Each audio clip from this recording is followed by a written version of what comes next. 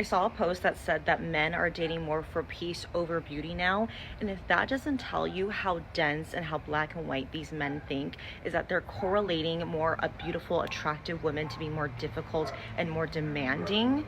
Instead, what men are really trying to say is that they don't want to be held accountable for their actions. They want to be able to do certain things and you not being able to say anything about it to them. Okay. In their mind, they think to themselves that if I date a less attractive person, I can get away with more. They won't be as demanding. They'll be more peaceful. When in reality, so many men give women the chaos. They are the ones that bring the chaos. They don't want to be held accountable. They don't want to see their actions. They don't want their fragile ego to be hurt because they have been propped up their entire lives by society. And when a woman calls them out for their behavior, they don't like it. So instead, this is how black and white they think. Well, if I go for someone easier and who demands less, which is someone that's less attractive, she won't need so much from me. And they would rather do that than own up to their mistakes and actually change as a man. They would go for someone that they're less attracted to because they don't want to change who they are. That is how black and white they think.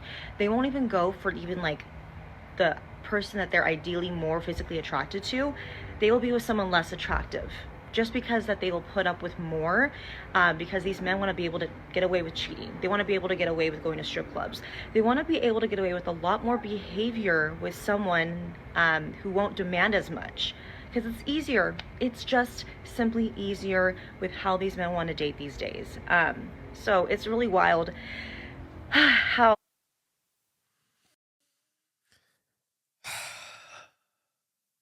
She's speaking from a projecting mindset.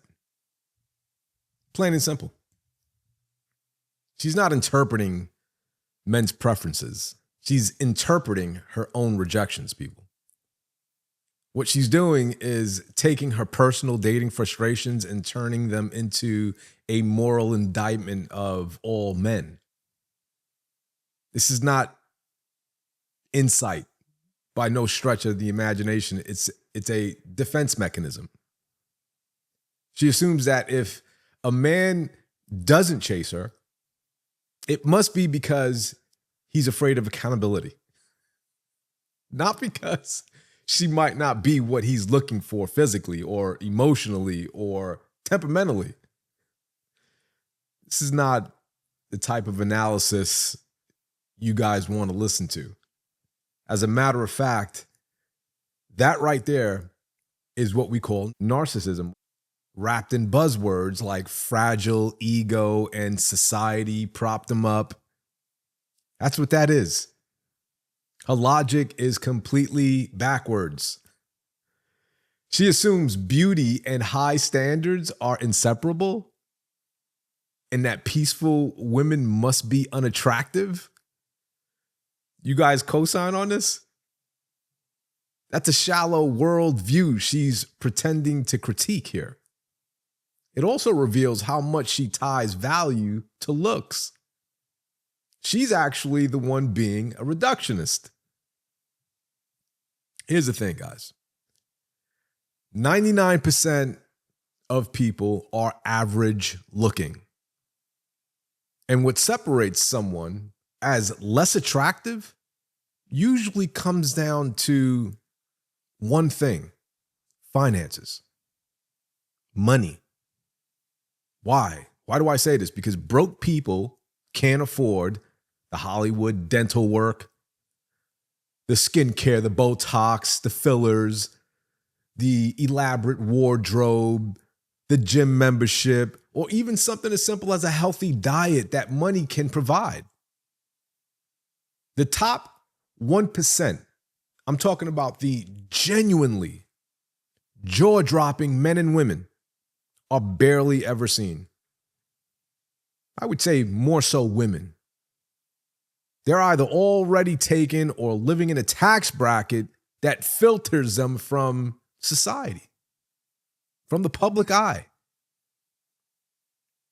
So the fact that, look, this is a high-calorie woman here, and she has visible roundness in her face, okay?